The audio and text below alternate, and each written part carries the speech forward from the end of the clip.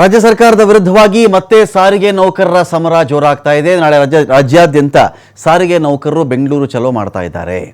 ಬೇರೆ ಬೇರೆ ಬೇಡಿಕೆಗಳನ್ನು ಈಡೇರಿಸಬೇಕು ಅಂತ ಹೇಳಿ ಒತ್ತಾಯಿಸಿ ನೌಕರರ ಪ್ರತಿಭಟನೆ ಇದು.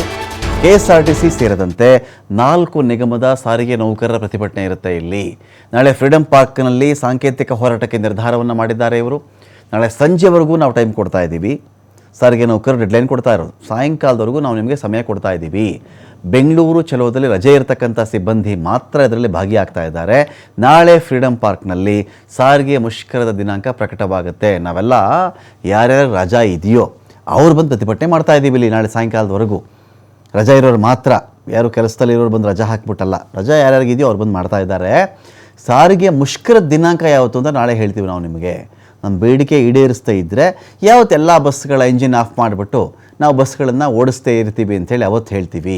ಆಗೇನು ಮಾಡ್ತೀರೋ ಮಾಡ್ಕೊಳ್ಳಿ ನೀವು. ಫೆಬ್ರವರಿ 20ನೇ ತಾರೀಕಿಂದ ಬಸ್ಗಳ ಓಡಾಟದಲ್ಲಿ ವ್ಯತ್ಯಯವಾಗುವಂಥ ಸಾಧ್ಯತೆ ಒಂದು ಕಡೆ ಇದೆ.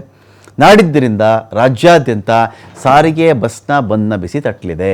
ನಾಡಿದ್ದು KSRTC BMTC ಬಸ್ಗಳು ರಸ್ತೆಗಿಳಿಯೋದೇ ಅನುಮಾನ ಅಂತ ಹೇಳಲಾಗ್ತಾ ಇದೆ. ಸಾರಿಗೆ ನೌಕರರ ಬೇಡಿಕೆ ಏನಪ್ಪ? ಅವ್ರ ಬೇಡಿಕೆ ಕೇಳಬಾರ್ದಾ? ಕೇಳಬಾರ್ದು, ಅವರು ಕೇಳಬೇಕು. ಅವರು 38 ತಿಂಗಳ ವೇತನ ಬಾಕಿ ಬಿಡುಗಡೆ ಮಾಡಬೇಕು ನಮಗೆ. 38 ತಿಂಗಳಿಂದ ವೇತನ ಬಾಕಿ ಉಳಿಸ್ಕೊಂಡಿದ್ದೀರಾ, ಅದನ್ನು ಬಿಡುಗಡೆ ಮಾಡಿ ನಮಗೆ.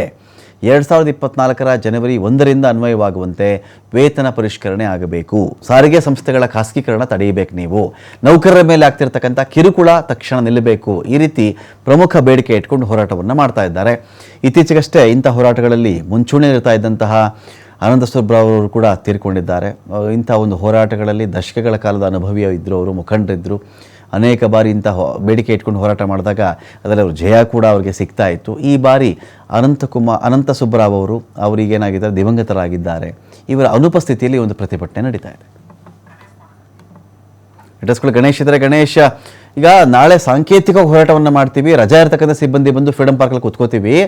ಯಾವತ್ತು ಪ್ರತಿಭಟನೆ ಮಾಡ್ತೀವಿ ನಾವು, ಯಾವತ್ತು ಬಸ್ಗಳು ಓಡಾಡದಂತೆ ಮಾಡ್ತೀವಿ ಅಂತ ಹೇಳಿ ಡೆಡ್ಲೈನ್ ಕೊಡ್ತಾ ಇದ್ದಾರೆ ಅವರು. ಒಂದು ಕಡೆ ನಾಳೆ ಸಾಯಂಕಾಲ ಡಿಸೈಡ್ ಮಾಡ್ತೀವಿ ಅಂತ ಹೇಳಿ ಎಲ್ಲಿಗೆ ಬಂದು ನಿಂತ್ಕೊಂಡಿದೆ ಅವರೊಂದು ಹೋರಾಟ ಅಂತ? ರಮಾಕಾಂತ್, ಖಂಡಿತವಾಗ್ಲೂ ಇದು ಹಲವು ಸುತ್ತಿನ ಹೋರಾಟ, ಹಲವು ಸುತ್ತಿನ ನೀಡ್ತಾರಂತ. ಬೆಂಗಳೂರಿನ ಫ್ರೀಡಂ ಪಾರ್ಕ್ ನಲ್ಲಿ 1 ದಿನದ ಸಾಂಕೇತಿಕ ಧರಣಿ ಅಂತ ಗಂಟೆಯವರೆಗೆ ಸರ್ಕಾರಕ್ಕೆ ಒಂದು ಎಚ್ಚರಿಕೆಯ ಸಮಯವನ್ನ ಸಾರಿಗೆ ಒಕ್ಕೂಟಗಳು ಅಥವಾ ನೌಕರರ ಒಕ್ಕೂಟಗಳು ನೀಡ್ತಾ ಇರುವಂತದ್ದು. ಕಾರಣ ಇಷ್ಟೇ, ಹಾಗೇನೆ ಹಲವು ಬೇಡಿಕೆಗಳು, 38 ತಿಂಗಳ ಹಿಂಬಾಕಿ, ಹಾಗೇನೆ ಸರ್ಕಾರಿ ನೌಕರಿಗೆ ಸಿಗುವಂತ ಸಮಾನ ವೇತನ ಸೇರಿದಂತೆ ವಿವಿಧ ಬೇಡಿಕೆಗಳನ್ನ ಈಗಾಗಲೇ ಸರ್ಕಾರದ ಮುಂದಿದೆ. CM ಸಿದ್ದರಾಮಯ್ಯ ಅವರು ಕೂಡ ಹಲವು ಸುತ್ತಿನ ಸಭೆ ನಡೆಸಿದ್ದಾರೆ. ಸಭೆ ಕೂಡ ಸಂಪೂರ್ಣವಾಗಿ ವಿಫಲ ಆಗಿದೆ.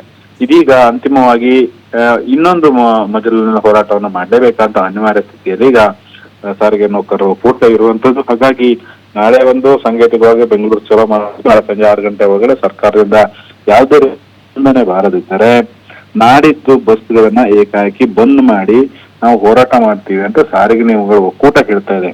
ಆದ್ರೆ ನೌಕರರಿಂದ ಯಾವ ರೀತಿ ಸ್ಪಂದನೆ ಇದೆ ಅನ್ನೋದು ಕೂಡ ಮುಖ್ಯವಾಗುತ್ತೆ. ಯಾಕೆಂದ್ರೆ ಈ ಹಿಂದೆ ಆದಂತಹ ಪ್ರತಿಭಟನೆಗಳಲ್ಲೂ ಕೂಡ ಒಂದ್ ರೀತಿಯಲ್ಲಿ ಪ್ರತಿಭಟನೆ ಕರೆ ಕೊಟ್ಟಂತಹ ಒಕ್ಕೂಟಗಳು ಸಮಸ್ಯೆಗಳಾದಾಗ ಬಂದಿಲ್ಲ ಅನ್ನುವಂತಹ ಗಂಭೀರವಾದಂತಹ ಆಪಾದನೆ ದೂರುಗಳು ಇರುವಂತದ್ದು. ಈ ಹಿಂದೆ ಕರೆದಂತಹ ಒಂದು ಪ್ರತಿಭಟನೆಯಲ್ಲಿ ಭಾಗಿಯಾದಂತಹ ಕೆಲ ನೌಕರರು ಸಿಬ್ಬಂದಿಗಳಿಗೆ ಈ ನಿಗಮಗಳು ನೀಡಿದೆ, ಸಸ್ಪೆಂಡ್ ಕೂಡ ಮಾಡಿದೆ.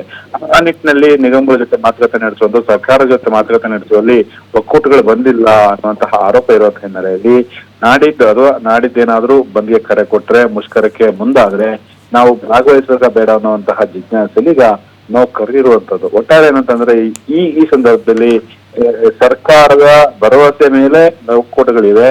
ಹಾಗಾಗಿ ನಾಳೆ ಸಾಂಕೇತಿಕವಂತ ಧರಣಿಯನ್ನ ಮಾಡಿ ಸರ್ಕಾರಕ್ಕೆ ಮತ್ತಷ್ಟು ಒತ್ತಡವನ್ನು ಹೇರುವಂತ ಕೆಲಸವನ್ನ ಸಾರಿಗೆ ನಿಗಮಗಳ ಒಕ್ಕೂಟಗಳು ಮಾಡ್ತಾ ಇರುವಂತದ್ದು. ಸಾರಿಗೆ ನೌಕರ